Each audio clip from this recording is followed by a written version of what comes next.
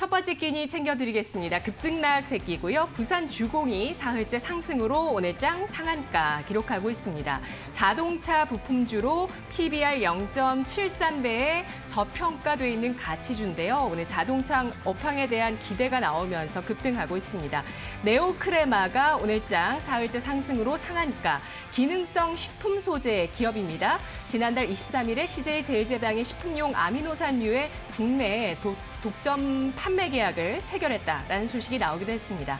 SK바이오팜이 하루 만에 하락하면서 10% 급락하고 있는데요. IPO 당시에 기관 투자자가 배정받은 물량의 보호 예수가 해제되면서 오늘장 급락세를 나타내고 있습니다.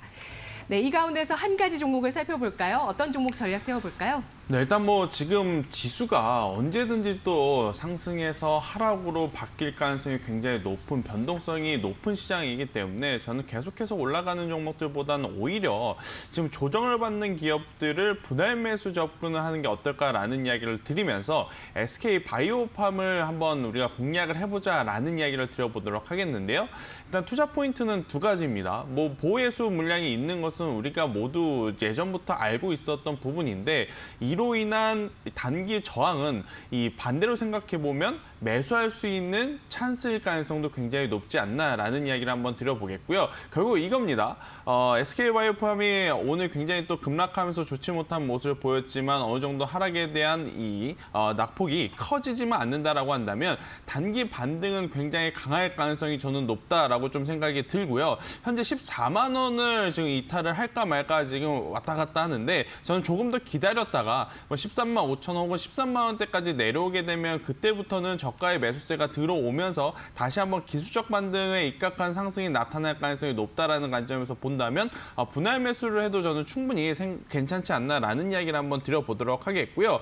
일단 이 SK바이오팜 같은 경우에는 이러한 예수 물량에 대한 부분이 불확실성 해소 측면으로 또 시장에서 받아들여질 가능성이 굉장히 높습니다. 이 주식에서 가장 선호하는 게 뭐냐면 첫 번째로는 실적이고요. 두 번째로는 해당 기업의 불확실성이 없는 것을 굉장히 좋아하는데요. 사실 지금 SK바이오팜 같은 경우에는 실적보다는 이 보호예수 물량이 먼저 시장에서의 가장 큰 이슈였는데 이러한 부분이 해소가 된다? 오히려 단기적인 급락 이후에 빠르게 회복할 가능성도 높지 않나라는 이야기를 드리면서 SK바이오팜을 우리가 관심 있게 보자라는 이야기 한번 드려보도록 하겠습니다. 네. 지금 핫한 빅히트 엔터테인먼트보다 이전에 7월에 상장됐었던 SK바이오팜의 공모주 청약이 훨씬 그렇죠. 이득이었다. 그렇죠.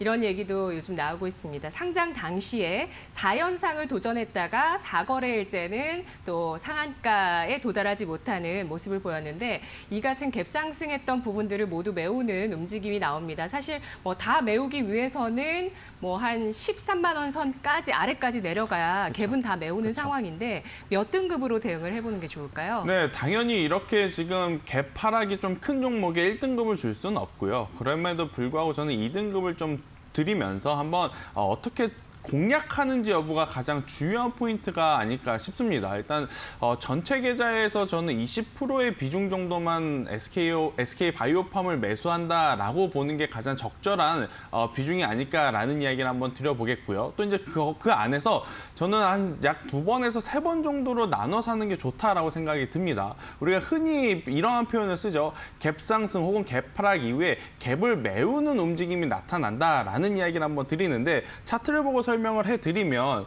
처음에 상장한 이후에 지속적으로 갭상승이라고 해서 출발이 시초가가 굉장히 또 강하게 좀 출발을 했었어요. 하지만 그러한 부분들을 지금 다 뱉어내고 조정을 나타내고 있기 때문에 13만 5천 원 혹은 첫날의 상한가인 13만 원까지도 기술적으로 조정이 나타날 가능성이 굉장히 높은데 저는 이 부분부터 조금 분할 매수로 잡아가는 것도 굉장히 좋다라고 생각이 듭니다. 어떻게 매수를 하냐? 지금 매수라는 것이 아니고 13만 5천 원에서 1차 혹은 13만 원에 내려오면 2차 정도로 이제 나눠서 매수를 하신다면 저는 충분히 낮은 가격에 살 수 있는 상황이다라고 좀 말씀을 드릴 수가 있을 것 같아요. 이제 문제는 이 가격에 사신 이후에 어느 정도 올라가면 팔 것이냐라고 이제 목표가를 세워보면 네. 1차적으로는 지난주 우리가 연휴 시작하기에 종가죠. 이제 오늘 개파락 떨어지기 전 종가까지 약 16만 원을 1차적으로 저는 목표가로 말씀드리고 싶고요. 16만 원이 돌파가 되면 충분히 18만 원 그리고 20만 원까지도 저는 올라갈 수 있다라는 이야기 드리면서 SK바이오팜 떨어지는 칼날을 잡는 게 굉장히 위험하지만 분할 매수 전략으로 들어간다면 굉장히 좋은 성과 낼 수 있지 않나라는 이야기 한번 드려보도록 하겠습니다.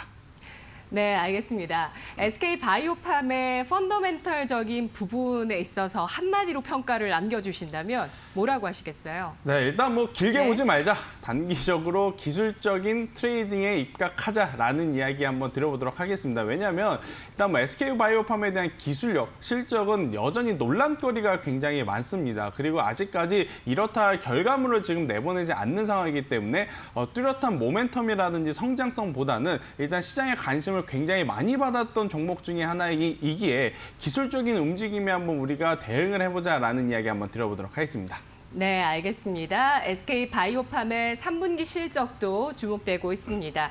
상장 당시에 신약, 뇌전증 신약 세노바메이트에 대한 여러 평가가 많았는데요. 과연 미국 시장의 판매 결과들이 또 3분기 실적에 어떻게 나오는지 확인을 해보고요. 그야말로 기술적인 대응으로 잘 대응할 수 있는 자리가 나오고 있다고 판단하고 있습니다. 따라서 2등급 제시를 해주셨고요. 목표 주가는 16만 원 선, 그리고 13만 5천 원 선에서 계속해서 분할 매수를 할 수 있는 전략, 13만 원대 아래까지 분할 매수할 수 있는 전략 알아봤습니다.